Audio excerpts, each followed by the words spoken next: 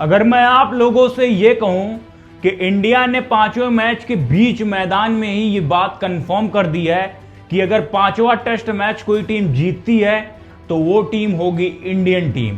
क्योंकि हमने देखा था जब इंडिया ने अपने पहले इनिंग में बैटिंग की थी और पहले इनिंग में इन्होंने बैटिंग करके सिर्फ 224 रनों का टारगेट इंग्लैंड को दिया था। ये कोई टारगेट नहीं था, इस टारगेट का सिर्फ पीछा करना था इंग्लैंड टीम को। लेकिन जिस तरीके से इंडियन टीम ने अपने पहले इनिंग में बैटिंग की थी वो काफी ज्यादा खराब था। ऐसा लग रहा था कि इंडिया ने ये मैच स्टार्टिंग से ही गंवा दिया है, क्योंकि पूरी तरीके से इंग्लैंड ने अपने बॉलिंग से इंडिया पर पूरी तरीके से दबाव बना लिया था और इंडियन टीम स्टार्टिंग से ही गेम से बाहर हो चुकी थी। जब इंडिया ने पहले इनिंग में बैटिंग करके सिर्फ 224 रनों का टारगेट इंग्लैंड टीम को दिया था। जब इंडिया दूसरे दिन बैटिंग करने आई थी तो इंडिया के 206 रनों पे सिर्फ 6 विकेट थे, लेकिन उसके बाद इंडिया को सिर्फ 18-20 रन और जोड़ने में अपने सारे विकेट गंवाने पड़ गए। सारे विकेट गंवाने पड़ गए सिर्फ 18-20 रन जोड़ने में। तो इसे देखकर तो भाई ऐसा ही लगा कि इंडिया पूरी तरीके से गेम से बाहर हो चुकी है। लेकिन फिर उसके बाद जब इंग्लैंड बैटिंग करने आती है तो जब इंग्लैंड के दो ओपनर बेन डकेट और जैक क्रॉली बैटिंग करते हैं तो उनकी बैटिंग देखकर यह बात और भी ज्यादा कंफर्म हो चुकी थी कि इंडिया अब किसी भी हालत में ये मैच नहीं जीत सकती। क्योंकि इंग्लैंड के इन दोनों ही ओपनरों ने जिस तरीके से इंग्लैंड को स्टार्टिंग दी थी और जिस तरीके से इंडिया के बॉलरों की पिटाई की थी, ऐसा लग ही नहीं रहा था कि भाई इंडिया अब ये वाला मैच जीत पाएगी। मतलब इंडिया की बॉलिंग लाइनअप स्टार्टिंग में इतनी खराब हो रही थी, इसे देखकर तो ऐसा ही लग रहा था कि भाई ये पिच सिर्फ इंग्लैंड के बॉलरों के लिए ही आसान है, बाकी इंडिया के जो बॉलर हैं उनके लिए ये पिच टफ हो गई है। क्योंकि 92 रनों पर इंडिया के बॉलरों ने एक भी विकेट नहीं ले पाए थे इंग्लैंड के बैट्समैनों के, जबकि इंडिया ने टारगेट दिया था सिर्फ 224 रनों का। उसके बावजूद भी इंडिया के बॉलर 92 रन गंवा देते हैं और एक भी विकेट नहीं ले पाते। लेकिन फिर उसके बाद जब इंडिया स्टार्ट करती है विकेट लेने को, तब मतलब इंग्लैंड के जितने भी बैट्समैन होते हैं उनके पसीने छूट जाते हैं। 92 रनों पर इंडिया एक भी विकेट नहीं ले पा रही थी, लेकिन उसके बाद लगातार इंग्लैंड के बैट्समैन आते हैं और आउट होते चले जाते हैं। स्टार्टिंग विकेट लेने की पहले आकाशदीप ने की। आकाशदीप ने जो दूसरे मैच में पूरी तरीके से तबाही मचा दी थी, दूसरे मैच में आकाशदीप ने 10 विकेट चटकाए थे। उन्हीं ने इस मैच में भी स्टार्टिंग की। पहले वो बेन डकेट को आउट करते हैं, फिर उसके बाद ओली पोप आते हैं और उनके बाद आते हैं जो रूट। इन दोनों खिलाड़ियों को डीएसपी सिराज अरेस्ट करते हैं। दोनों खिलाड़ी आउट होते हैं, लेकिन फिर उसके बाद भाई हैरी ब्रूक आते हैं। हैरी ब्रूक ने इस मैच में काफी अच्छी बैटिंग की।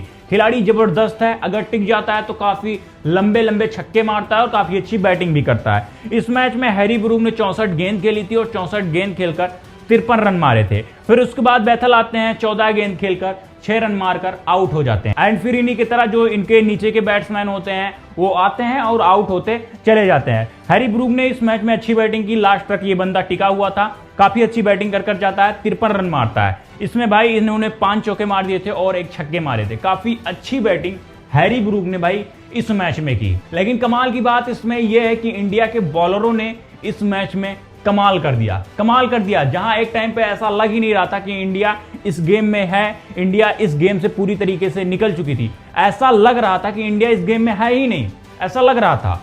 लेकिन फिर उसके बाद इंडिया के बॉलरों ने पूरी तरीके से वापसी की, जबकि जसप्रीत बुमराह भी इस मैच में भी नहीं थे। इस मैच में जसप्रीत बुमराह नहीं थे, लेकिन इसमें सबसे खास बात यह है कि जब जसप्रीत बुमराह टीम में होते हैं तो बाकी के जो बॉलर होते हैं वो पूरी तरीके से फ्लॉप हो जाते हैं। लेकिन अगर जसप्रीत बुमराह नहीं होते तो इन्हीं बॉलर काफी अच्छी तरीके से अपनी भूमिका निभाते हैं। जैसे इस मैच में मोहम्मद सिराज, प्रसिद्ध कृष्णा ने पूरी तरीके से अपनी भूमिका निभाई। प्रसिद्ध कृष्णा भी 4 विकेट लेते हैं और मोहम्मद सिराज भी 4 विकेट लेते हैं। उसके बाद आकाशदीप भी भाई 1 विकेट लेते हैं और एक खिलाड़ी इनके भाई रिटायर हर्ट हो जाते हैं।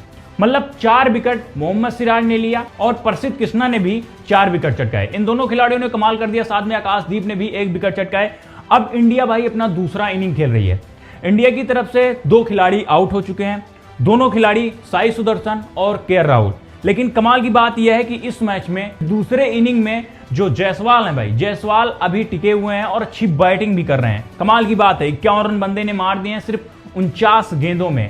काफी अच्छी बैटिंग भाई जायसवाल यहां पर कर रहे हैं। अगर इंडिया को यह मैच जीतना है तो इनका चलना काफी जरूरी होगा, क्योंकि ऑलरेडी इंडिया ने 2 विकेट गवा दिए।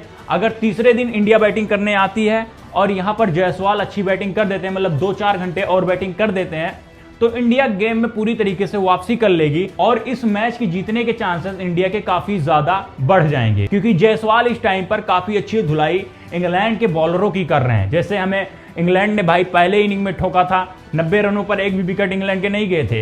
इंग्लैंड के 2 ओपनरों ने पूरी तरीके से ठुकाई इंडिया के बॉलरों की थी, और उसी तरीके से यहां पर जायसवाल भी कर रहे हैं। लेकिन बात करें यहां पर साई सुदर्शन की, तो साई सुदर्शन भाई इस इनिंग में भी नहीं चल पाते। साई सुदर्शन 29 गेंद खेलते हैं, सिर्फ 11 रन मारकर आउट हो जाते हैं। क्लासिक केएल राहुल दोनों इनिंग में पूरी तरीके से फ्लॉप रहे खिलाड़ी, लेकिन बहुत बड़े हैं केएल राहुल, लेकिन इन दोनों इनिंग में पता नहीं क्या हो गया भाई, केएल राहुल पूरी तरीके से फ्लॉप रहे। 28 गेंद में सिर्फ 7 रन मारते हैं, 7 रन मारकर आउट हो जाते हैं। आकाशदीप और एसएसबी जायसवाल, अभी ये दोनों खिलाड़ी बैटिंग कर रहे हैं।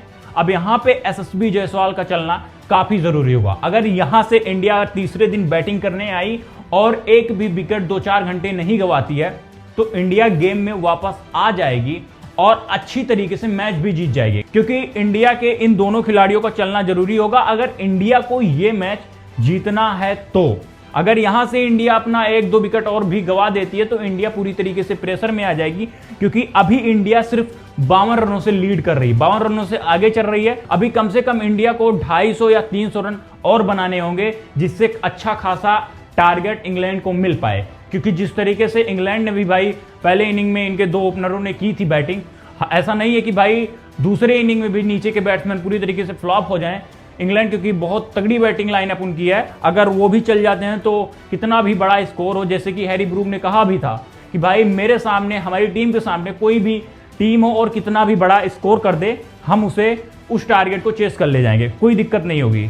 अगर यहां पर इंडिया 300 या 350 के ऊपर टारगेट देती है इंग्लैंड टीम को, तो इंडिया जीत सकती है इस मैच को। खैर देखते हैं इंडिया टीम तीसरे दिन कैसी बैटिंग करती है। इंडियन टीम को अगर मैच जीतना है तो तीसरे दिन अच्छी बैटिंग करनी होगी, वरना इंडिया ये वाला मैच भी हार सकती है और सीरीज भी हार जाएगी। मैच हारेगी तो सीरीज हारेगी, मैच जीतेगी तो 2-2 मैच से सीरीज बराबर होगी। एक मैच ड्रॉ हुआ है, एक मैच इंडिया ने जीता है, बाकी के 2 मैचेस इंग्लैंड ने जीता है। तो अब इंग्लैंड को सिर्फ एक ही मैच जीतना है, तो इंग्लैंड पूरी कोशिश और पूरा दम लगाएगी इस मैच को जीतने के लिए। बाकी देखते हैं आगे क्या होता है क्या नहीं, किस तरीके से इंग्लैंड बैटिंग करती है, किस तरीके से इंडिया बैटिंग करती है, किसकी परफॉर्मेंस कैसी होती है, नेक्स्ट वीडियो में आप लोगों को पता लगेगा। खैर अब इस वीडियो को भाई मैं यहीं पे एंड करना चाहूंगा। मिलते हैं किसी नए वीडियो और किसी नए टॉपिक के साथ, तब तक के लिए गुड बाय, टेक केयर।